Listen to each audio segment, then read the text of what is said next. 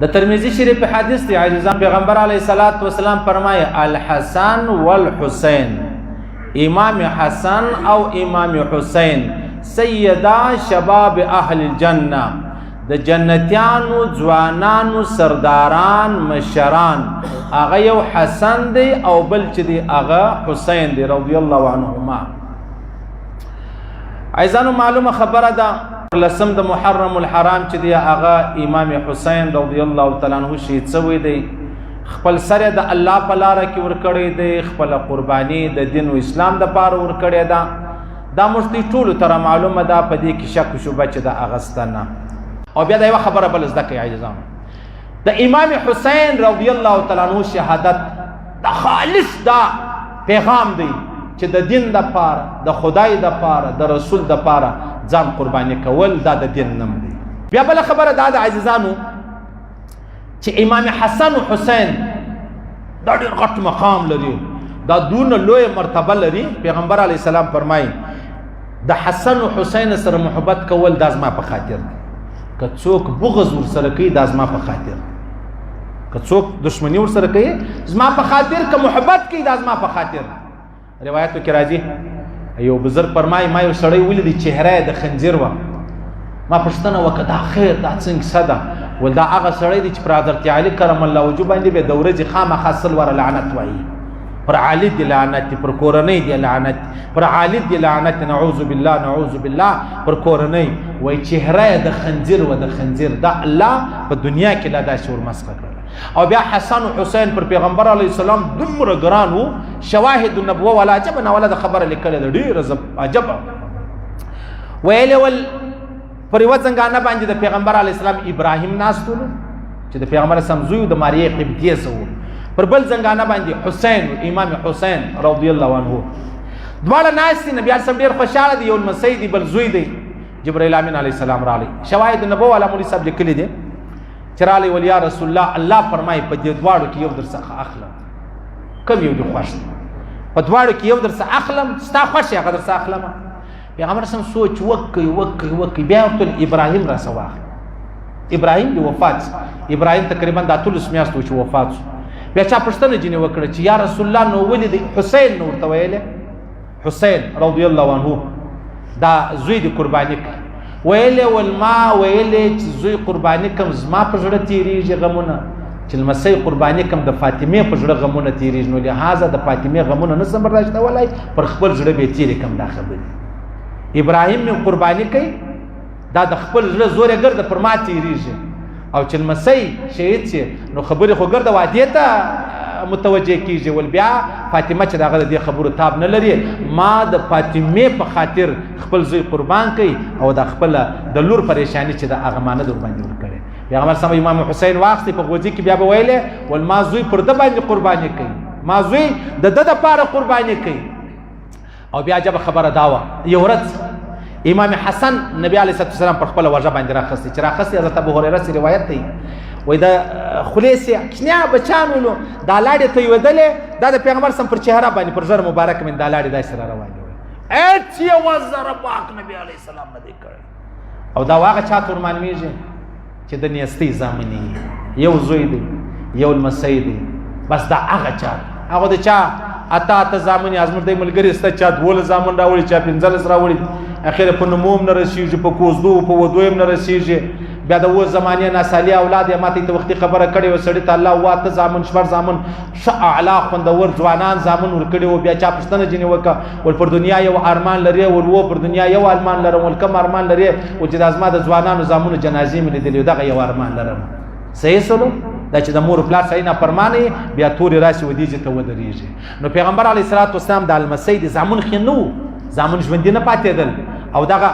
د لور زامن چې دغه ژوند ور پاتې سولو نو انتهایی ډیر ور باندې ګران دغه لاړې به د پیغمبر علی السلام پر چهره پر زړه مبارک پر کپړو باندې را روانې ولې از ابو هريره فرمایي نبی اسن یو زرا عیب نه دی بللی چې یاره دا څنګه خبره ده. بیا یو ورځ پیغمبر اسلام مبارک پروت دی چې پروت دی امام حسین راغی چرالی کښنی بچی دی نو پر دغه سینه باندې ورکښېناستې لکه عام طور کښنی بچی د بابا پر سینه باندې کښېني یا د نیکه پر سینه باندې نو قرار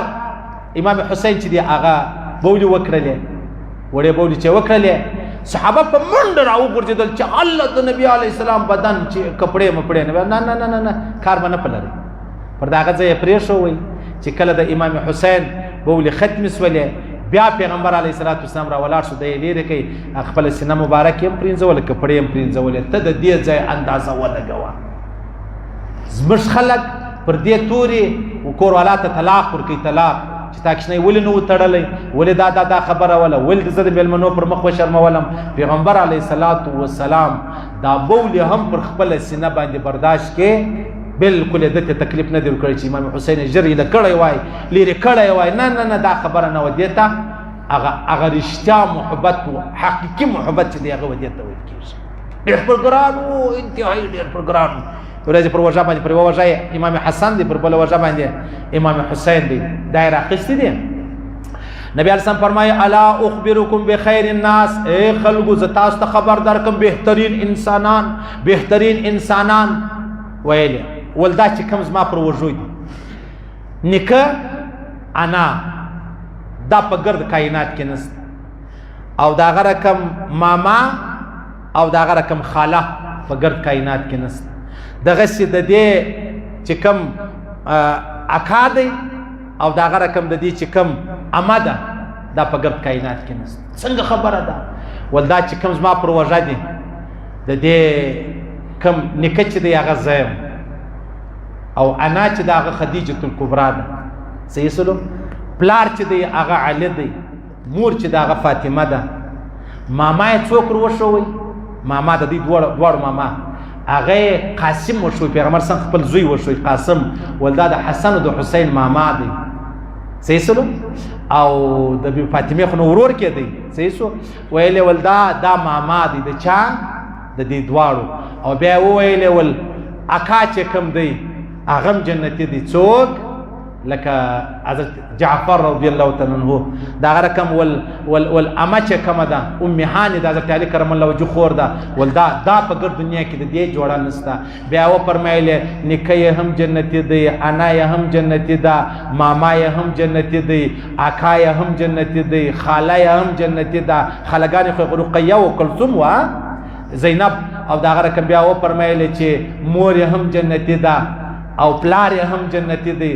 دوی دواړه هم جنتیان دي ومن احبهما فی الجنه د دې سره چې څوک محبت کوي هغه هم جنتیان دي ټوله د جنتیانو کورنۍ وه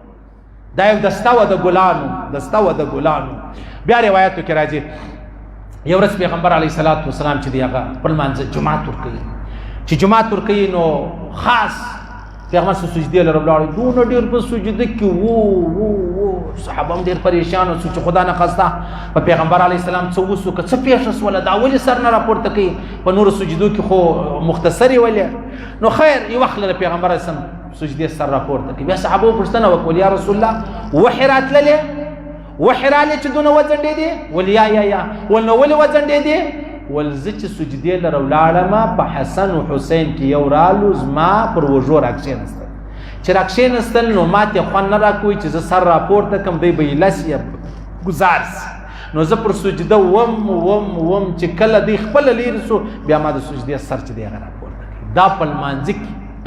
ته اندازه ولګوه د سره څه تر سینې پورې حضرت امام حسن نبی علیه السلام ته بیخي ډېر سوی و او د سینې څخه بیا تر پښو پورې دا امام حسین بیخي ډېر پیغمبر علیه السلام ته سوی و بیبي عایشه صدیقه بیا وایي په خبرو کې په چال چلن کې بی فاطمه چې نبی علیه السلام ته څونه سوی بل هېڅوک نه و سوی بی فاطمه چې به خبرې کوله تا به ویل محمد رسول الله ګایږي تا به ویل پیغمبر علیه السلام ګایږي ځکه پیغمبر علیه السلام ورته ویل فاطمه ته ول فاطمه زما بابا عبدالله زما ادي امینه رضی الله عنها دا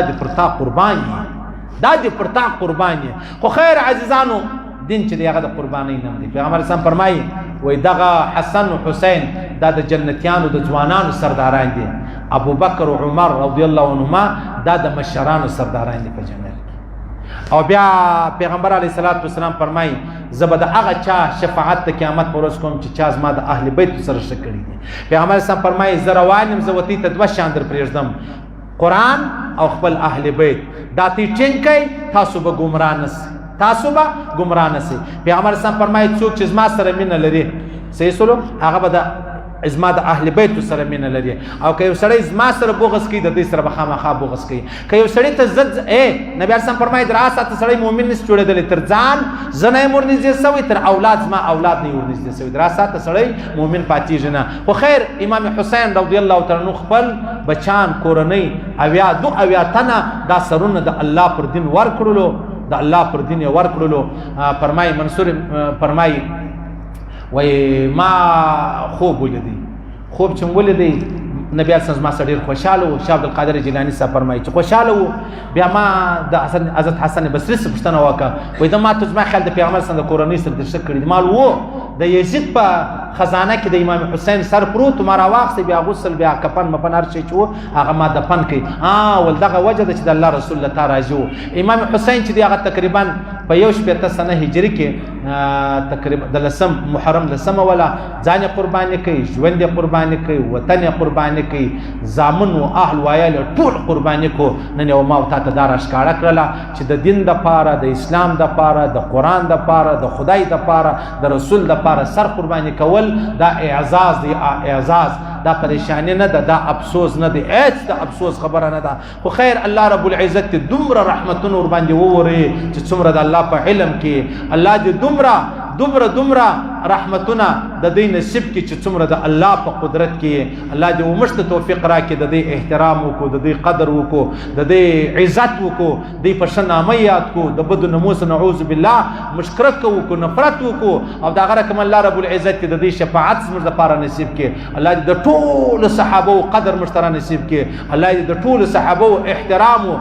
مشترا نصیب کړي، الله دې د شفاعت زموږ نصیب کړي، خاص کر د امام حسین الله دې شهادت قبول منظور وګرځي. په دا ورځ باندې شیګان ډېر غویان د کیسه د ورور ډېر دا دی الله لې ټیک ده، د قرباني ده، د دین دی، د خپل ځان ته خبره ده. خو زموږ د پاره عزیزانو څه خاص خبره چې د اغستان نه روزه نیول په امام حسین باندې خوا بدول بس صحیح شو. خوا بدیدنو دا نه معنی چې سړی سر ټکوي، ځان ټکوي، ګریوان څیري